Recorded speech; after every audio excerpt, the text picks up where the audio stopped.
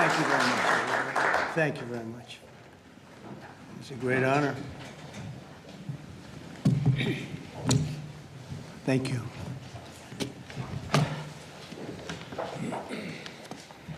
It's a long time, 35 years they fought, and now they're friends, and they're going to be friends for a long time. But it's a big, beautiful honor to welcome everyone to the White House for this very historic peace summit between Armenia and Azerbaijan. It's really a great thrill for me. I love seeing good people get together, and that's what you have. You have two great leaders.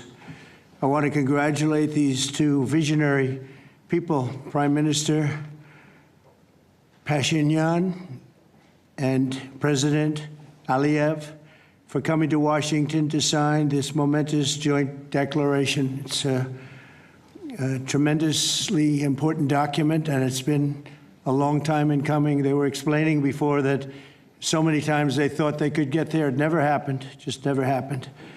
I also want to thank Secretary of State Marco Rubio, Special Envoy Steve Witkoff, and their teams at the State Department. And I see that we have Chris Wright outside and Senator Steve Daines sitting right here. Thank you, Chris. Thank you very much. And Steve, thank you very much. And we have some other wonderful dignitaries, including the dignitaries from your country. But they provided tremendous diplomatic assistance. And Marco, congratulations. It's a big thing. Keep going. He got many jobs. And then, of course, you would say Steve was quite influential. I call him Henry Kissinger, who doesn't leak. For more than 35 years, Armenia and Azerbaijan have fought a bitter conflict that resulted in tremendous suffering for both nations. They suffered gravely for so many years.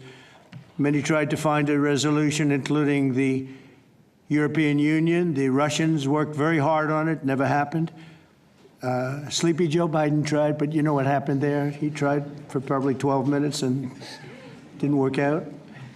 And many other countries tried, and they were unsuccessful. But with this accord, we've finally succeeded in making peace, and we just left the Oval Office where we signed voluminous documents and very important elements to the agreement. The country of Armenia and Azerbaijan are committing to stop all fighting forever, open up commerce, travel, and diplomatic relations, and respect each other's sovereignty and territorial integrity, so importantly. And I just spent a lot of time with these two men. I think they're going to have a great relationship. You want to know the truth? They didn't see each other that much, but they probably will. I think they're going to have. I think you two are going to have a great relationship. I have no doubt. And if you don't, call me and I'll straighten it out. Okay. Very importantly, we have also resolved the key issue that foiled previous negotiations. This declaration establishes what they are calling a great honor for me. I didn't ask for this. The Trump route for international peace and prosperity, which is a special transit area that will allow Azerbaijan to get full access to its territory of Nakhchivan while fully respecting Armenia's sovereignty. So they're going to be able to really live and work together, and it's amazing. So that's a very important territory, I guess, very special territory to you, and now they work together. Armenia is also creating an exclusive partnership with the United States to develop this corridor, which could extend for up to 99 years. And then they promise in 99 years they'll extend it, right? You'll promise.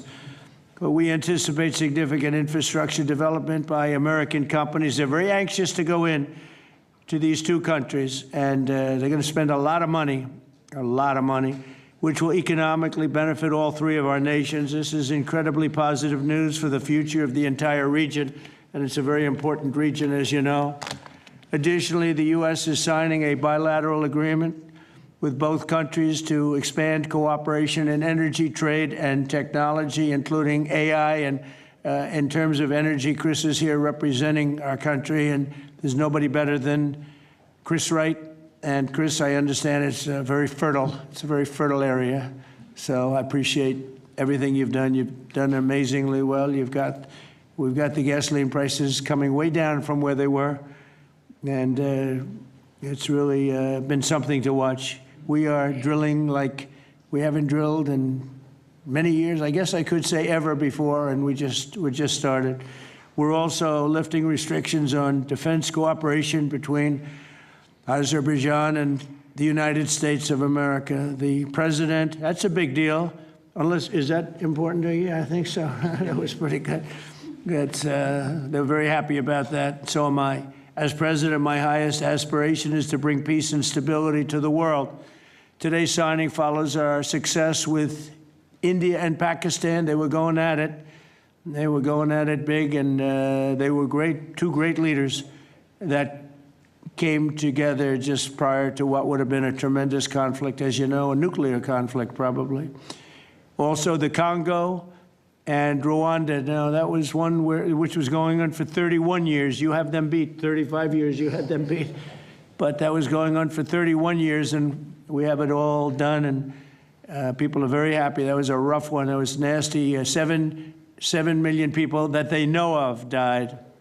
Also, just recently, Thailand and Cambodia, that was one that was just starting, that 2,000 people were dead on the border, but it was just starting. And I was talking to one of the two nations on trade, and I said, I'm not going to sign a trade deal if you guys are going to fight, and I got the other one. And again, great leadership, Thailand and Cambodia, and before it got started beyond that first couple of days, we stopped the war.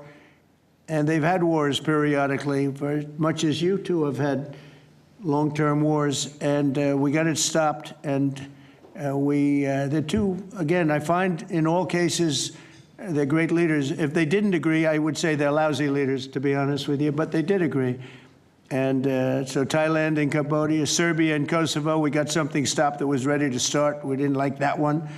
We didn't like it at all, and we saved a lot of lives. And numerous others. In addition, as you know, we took out the nuclear capability of Iran. And to use a term that people tried to dispute without any knowledge, it was obliterated. That's been confirmed by the Atomic Energy Commissions, everybody, that's totally obliterated. They might try again, but they're going to have to try a new site, because they are, and I want to just say our military, we have the greatest military in the world. We have the greatest equipment and military manufacturing anywhere in the world, nobody even close. And that sort of proved it. So getting rid of that threat from the Middle East was very big. And I think a lot of people are going to be joining right now the Abraham Accords. It's going to be very important. So hopefully we're going to have many more successes. I hope we're not going to have too many more in this field, because hopefully we're not going to be seeing too many more wars. But I came in and this whole world was on fire. All these things were sort of happening. We've only been here for 6 months. The world was on fire. We took care of just about every fire, and we're working on another one that you're reporting on very strongly with Russia, Ukraine, and we'll have some more information for you a little bit later. But I want to ask these two very special people. Again, I've gotten to know them. They're very special people, and I think they have the potential to have a great personal relationship, which is always good, but also a great just relationship. And if I might, may I ask you to say a few words, sir?